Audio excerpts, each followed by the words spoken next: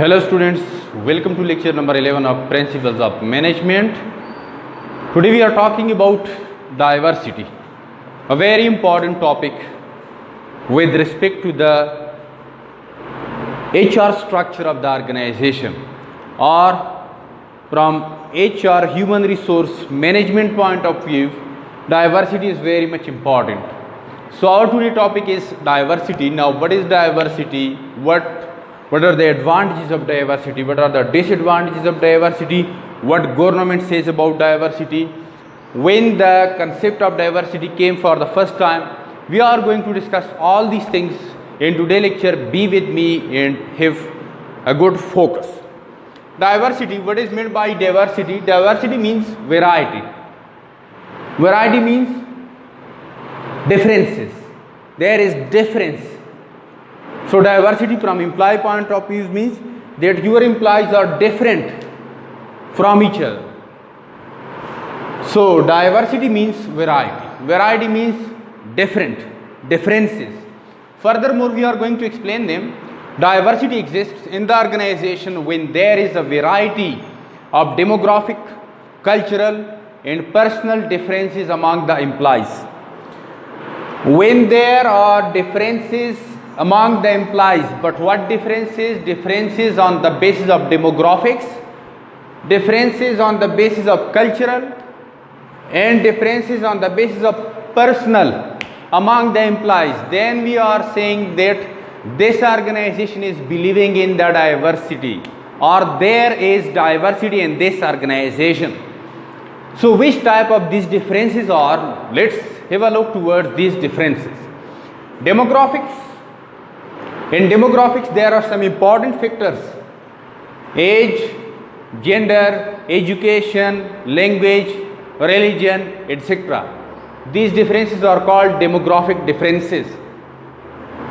Then cultural differences, farhang, tafawut, bar asasi farhang. People are different from each other on the basis of culture, on the basis of their languages, on the basis of their dresses, on the basis of their values. These differences are called cultural differences, on the basis of their religion. So these are called cultural differences. And personal differences. People are different from each other on the basis of their personalities, on the basis of their genders, male, females, etc. So when these differences are existing among the employees of one organization, we are saying that there is diversity in this organization. So now why diversity is important there? Before explaining this, diversity, normally people are thinking that diversity is just only on the basis of gender, male, female. No, it is a part of diversity, but not the overall diversity. The concept of diversity is very large. So why we are promoting diversity in the organization? We are promoting diversity in the organization because people from different countries, religions, cultures, genders, age. They are having different backgrounds and different experiences, knowledges, ideas, concepts, explanations, etc. So when they are working in the organization, first thing, they are sharing knowledge with each other. They are learning from each other. So when the structure of the organization in which the employees are learning from each other, that is called learning organization. In learning organization, obviously, we can say that by implementing diversity in the organization, actually we are promoting on the job training of the employees. Because while working in the organization, they are learning from each other. A very good merit, a tremendous and excellent merit of diversity is that employees are learning from each other different skills related to their jobs, formal experiences and informal experiences from each other. Second advantage of diversity is that I told you before that people are having different experiences, different ideas, mentalities, perceptions, knowledges, beliefs, experiences, etc. So there are many more opportunities for the organization to come up with innovation and creativity. Or we can say that those organizations are having more innovations and creativities is compared to those organizations who are not having diversity, because they have collected, they have pulled up all the employees of the organization just only from one area, from one environment, from one culture, etc. So we can say that organizations with diversity can come up with innovation and creativity more than the organization which is having no diversity. At the same time, most of the professors, students, teachers, they are explaining diversity just only from the employee's point of the view. از نگاه کارمندا اونا diversity را تشریح میکنن. حالانکه we can also explain the diversity from customer's point of view. When you are having different types of customers in different countries, cultures, with different personalities, genders, educations, qualification, culture, religion, countries, so we can also say that there is diversity. I am giving you one example. McDonald's. You should conduct research on McDonald's. McDonald's is a multinational organization operating in different countries, especially in Europe. So now they are involved in restaurant industries.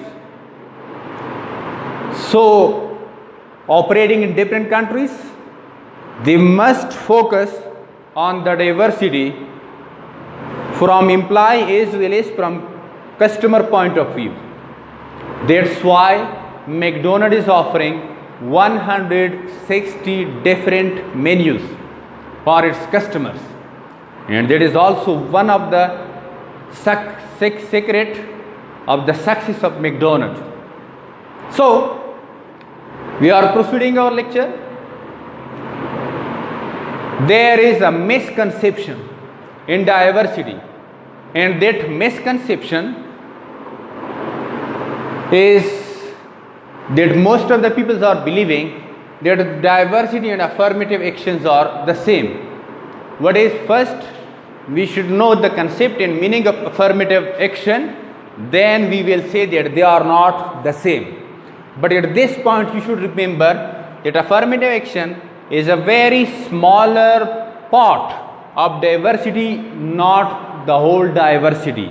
Or we can say that diversity is a very huge and large concept. Affirmative action is a very small concept existing under the umbrella of diversity. So what is meant by affirmative action?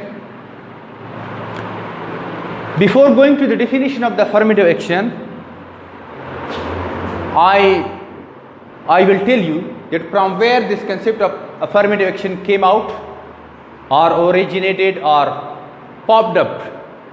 The concept of affirmative action came out from USA, United States of America, during the President John F. Kennedy. John F. Kennedy in 1961, by an executive order, EO executive order, give an executive order that the organizations must have minorities and female in their organizations as employees. So this was called affirmative action, in which the president gave the order that organization should have or must have minorities, employees from minorities and female. This is called affirmative action. Then, based on this order of John F. Kennedy, President of America in 1961, In 1964, America made a legislation या कानून रा जोर कर दन. A legislation, Civil Rights Act, Civil Rights Act in 1964, in which they included affirmative action. So what is meant by affirmative action? Affirmative action, it means to the purposeful steps taken by an organization to create employment opportunity for minorities and women. Organization is making a plan, or organization is taking a purposeful action to create opportunities for the employment, to create opportunities of employment for females and minorities. This is called affirmative action. Now affirmative action and diversity, they are not totally same, but we can say that affirmative action is very small than diversity. Diversity is possible without affirmative action. How? Like if you are not hiring minorities and women, you can hire people from different organization, culture, religion, etc. That is also called diversity. It is possible without affirmative action. Difference number one. Difference number second, diversity means that you are having people from different countries, different religions, different areas, with different cultures, personalities, etc. While in affirmative action, you can hire female as well as minorities from your own local area. Third, the diversity concept is very huge and affirmative action is very small. Third, we can say that affirmative action by itself is a small diversity, but diversity by itself is not overall affirmative action. So these are the differences between affirmative action and diversity. But however, at this stage you can say that affirmative action is a smaller type of diversity.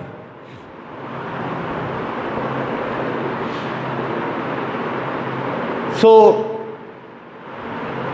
now it should be clear to you people that what is the difference between diversity and affirmative action, and what are the similarities between diversity and affirmative action. But most oftenly people are making a mistake. They say that just only minorities and women, if they are present in your organization, there is diversity. No, that is not diversity. It is just only affirmative action. Because before, most of the organizations were not giving jobs to the minorities. What is meant by minorities? Minority means that people whom population is less than 50% of the people residing in a nation with the religion of that country. That is called minorities. مثلا یا کشور هستند که اوجا از لحاظ کشور یا مذهب کشور که هستند اسلام هستند، مسلمان که هستند میناریتی نیستند. اوجا میناریتیز کی هستند که تعدادشان یا نفوسشان 50% کم می باشد از مسلمانان. They are called minorities. So minorities and women, when you are giving opportunities to them, so that is called affirmative action. Then when this law was passed, it was implemented by most of the countries in the world. They implemented the affirmative action in their organizations, but nowadays still there are tensions for these women and minorities, that women, in most often cases, women and minorities are informally, they are not allowing them to reach to the top executive positions, to reach to the top level management. This is called a glass ceiling. What? Glass ceiling. What is meant by glass ceiling? Ceiling means that a specific group of peoples based on gender or religion, on culture, they are not allowed to be promoted to the top level management or executive positions. That is called glass ceiling. So this was our today lecture in which we explained something regarding diversity and affirmative actions. Be with me for coming classes. Stay at your homes and be safe. The Khuday Paaman.